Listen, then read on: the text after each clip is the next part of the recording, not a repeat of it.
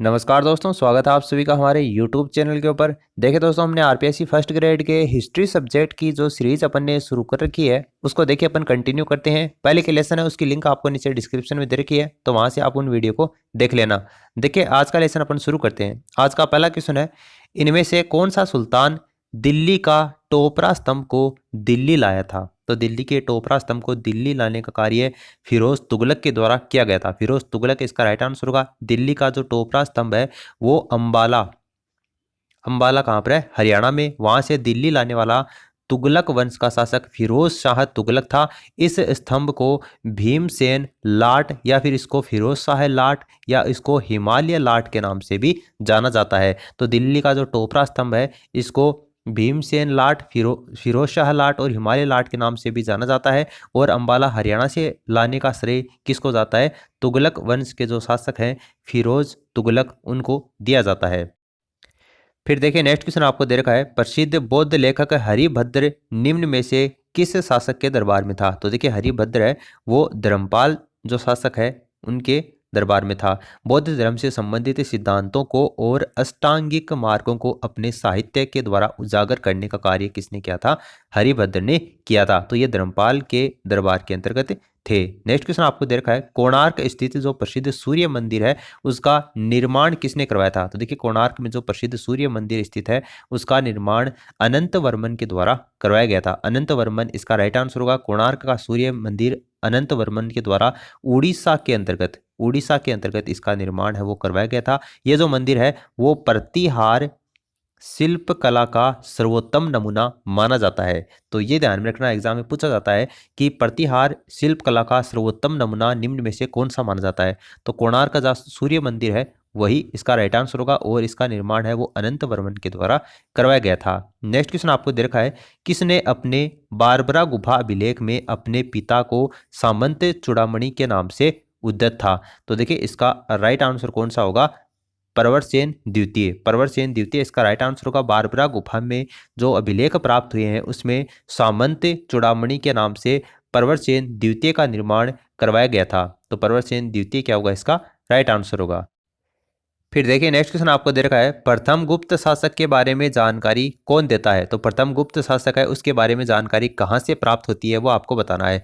तो देखिए फाहियान के द्वारा पुस्तक लिखी गई थी। एक का नाम था फो कुओ की और दूसरी पुस्तक का नाम था सिलोन। ये जो पुस्तक है वो फाहियान के द्वारा लिखी गई थी और इन्हीं से हमें प्रथम गुप्त शासक है उसके बारे में जानकारी प्राप्त होती है। देखिए फाहियान शब्द का अर्थ होता है धर्म का प्रकाश। धर्म का प्रकाश, फाहियान शब्द का अर्थ होता है धर्म का प्रकाश करने वाला। और अशोक के काल के अंतर्गत राजप्रसाद को फाहियान ने कहा था कि मानो राजप्रसादों का निर्माण देवताओं के द्वारा करवाया गया था। तो ये जो लाइन है वो राजप्रसाद को फाहियान के द्वारा कही गई थी। तो प्रथम गुप्त शासक के बारे में जानकारी फाहियान से मिलती है। नेक्स्ट आपको दे रखा है, निम्न में कौन एक अभिलेख लौह स्तंभ पर पाया गया है? तो लौह स्तंभ पर इनमें से कौन सा अभिलेख पाया गया है वो आपको बताना है। तो देखिए महरौली प्रशस्ति क्या होगा? इसका राइट आंसर होगा। भारत में लौह स्तंभ महरौली प्रशस्ति को कहा जाता है और ये जो प्रशस्ति है वो समुद्रगुप्त के काल के अंतर्गत ये प्रशस्ति है वो स्थापित की गई थी।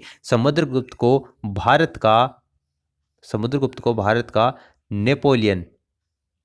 नेपोलियन किसके द्वारा कहा गया था? विंसेंट स्मिथ के द्वारा कहा गया था। तो ये भी ध्यान में रखना, विंसेंट स्मिथ है उनके द्वारा भारत का नेपोलियन समुद्रगुप्त को कहा गया था। इनकी विजय यात्राओं का उल्लेख प्रयाग प्रशस्ति के अंतर्गत मिलता है। तो इनकी यात्राओं का उल्लेख तो प्रयाग प्रशस्ति के अंतर्गत मिलता है, लेकिन लौह स्तंभ है वो पाया गया कहाँ पर? महरौली प्रशस्ति के अंतर्गत पाया गया है। तो महरौली प्रशस्ति क्या होगा? इसका राइट आंसर होगा। नेक्स्ट क्वेश्चन आपको दे रखा है, प्रसिद्ध व्यापारिक मार्ग उत्तर पथ निम्न में कहाँ तक था? तो देखिए ये जो व्यापारिक मार्ग है उत्तर पथ वो कहाँ तक था ये आपको बताना है। तो पाटलिपुत्र से लेकर पुष्प कलावती तक था ये। तो पुष्प कलावती पाटलिपुत्र क्या होगा? इसका राइट आंसर है। प्रसिद्ध व्यापारिक मार्ग उत्तर पथ उज्जैन और मथुरा प्रदेश को जोड़ता है। पाटलिपुत्र को ताम्रलिप्ति के नाम से जाना जाता है और पुष्कलावती तक ये विस्तृत था। तो पाटलिपुत्र से पुष्कलावती क्या होगा? इसका राइट आंसर होगा। फिर देखिए नेक्स्ट क्वेश्चन आपको दे रखा है, निम्न में किस शासक ने गुप्त मुद्रा व्यवस्था की शुरुआत की थी? तो देखिए इसका राइट आंसर होगा चंद्रगुप्त प्रथम। गुप्त काल में रजत मुद्रा का प्रारंभ चंद्रगुप्त प्रथम के द्वारा करवाया गया था। और रानी कुमारी देवी, रानी जो कुमारी देवी है वो लिच्छवी वंश से इनका संबंध है। तो रानी जो कुमारी देवी है लिच्छवी वंश से इनका उल्लेख मिलता है। चंद्रगुप्त प्रथम के द्वारा गुप्त मुद्रा व्यवस्था की शुरुआत की गई थी। नेक्स्ट क्वेश्चन आपको दे रखा है, चंद्रगुप्त मौर्य का प्राचीनतम अभिलेख्य उदाहरण निम्न में से किस अभिलेख में मिलता है? तो देखिए इसका राइट आंसर होगा अशोक का बारबरा गुफा अभिलेख। अशोक का बारबरा गुफा अभिलेख इसका राइट आंसर होगा।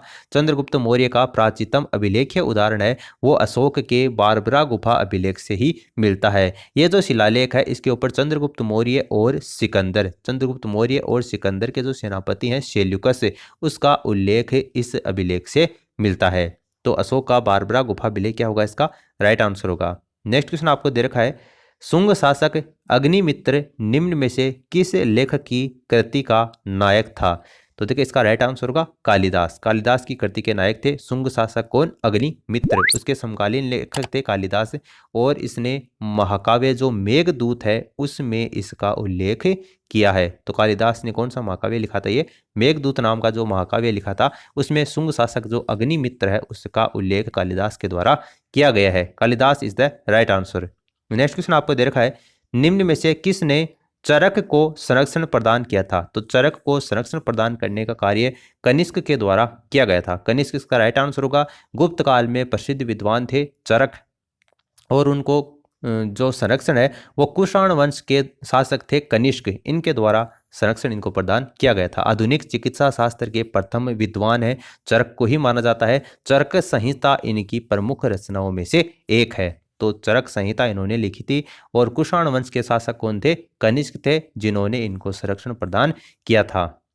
फिर देखिए नेक्स्ट क्वेश्चन आपको दे रखा है, सर्वप्रथम किसने व्यापक पैमाने पर स्वर्ण मुद्रा का प्रचलन किया था? तो देखिए इसका राइट आंसर होगा विम कडफिसस इसका राइट आंसर होगा। कुषाण वंश के काल में व्यापक पैमाने पर स्वर्ण मुद्राएं प्रारंभ करने वाले विम कडफिसस थे। स्वर्ण मुद्राओं का प्रारंभिक प्रचलन है वो कुषाण वंश के विम जो फर्डसिसस हैं उसके काल में ही प्रारंभ हुआ था। जबकि कनिष्क के काल के अंतर्गत बौद्ध धर्म की चौथी बौद्ध संगीति का आयोजन करवाया गया था। ये क्वेश्चन है वो कई बार एग्जाम में पूछा जाता है कि कनिष्क के काल के अंतर्गत कौन सी बौद्ध संगीति का आयोजन करवाया गया था? तो चौथी बौद्ध संगीति का आयोजन करवाया गया था। इस क्वेश्चन का राइट आंसर कौन सा होगा? विम कडफिसस होगा।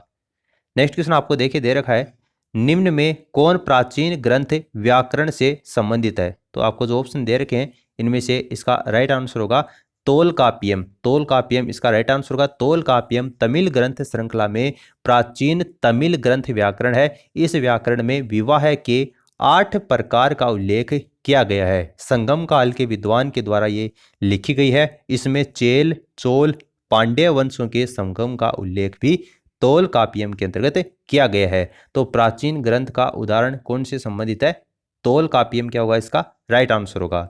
नेक्स्ट क्वेश्चन आपको दे रखा है, विज्ञानेश्वर ने कितने प्रकार के दासों का उल्लेख किया है? तो देखिए विज्ञानेश्वर के द्वारा 15 प्रकार के दासों का उल्लेख किया गया है। विज्ञानेश्वर ने मिताक्षरा नाम की एक रचना, और इस रचना में 15 प्रकार के दासों का उल्लेख किया गया है। यह उल्लेख नारद स्मृति में भी वर्णित है। तो 15 क्या होगा? इस क्वेश्चन का राइट आंसर होगा। नेक्स्ट क्वेश्चन आपको दे रखा है, कुषाण शासक कनिष्क के शासनकाल में लिखी गई बौद्ध धार्मिक ग्रंथों की रचना थी। तो कौन सी रचना के अंतर्गत लिखा गया था? प्राकृत क्या होगा? इसका राइट आंसर होगा। कुषाण वंश के काल में बौद्ध धर्म ग्रंथों को प्राकृत भाषा के अंतर्गत लिखा गया था। कनिष्क के काल के अंतर्गत चतुर्थ बौद्ध संगीति के समय बौद्ध ग्रंथ अधिधम्म पिटक का परिमार्जन किया गया था। तो इसमें प्राकृत भाषा के अंतर्गत ये लिखे गए थे। अब देखिए बात करते हैं आज के क्वेश्चन ऑफ द डे की। इस क्वेश्चन का राइट आंसर आपको नीचे कमेंट सेक्शन में जाकर बताना है। नेक्स्ट वीडियो में मैं आपको इसका राइट आंसर बता दूंगा। देखते हैं कितने स्टूडेंट्स हैं वो इस क्वेश्चन का आंसर राइट बताते हैं। देखिए आपको दे रखा है, चतुर्थ बौद्ध सभा निम्न में से किस शासक के शासनकाल के अंतर्गत आयोजित की गई थी? तो ये मैंने आपको वैसे बता भी दिया है। अगर आपने वीडियो ध्यान से देखा है तो आपको डिटेल से बताना है इसका राइट आंसर कौन सा होगा।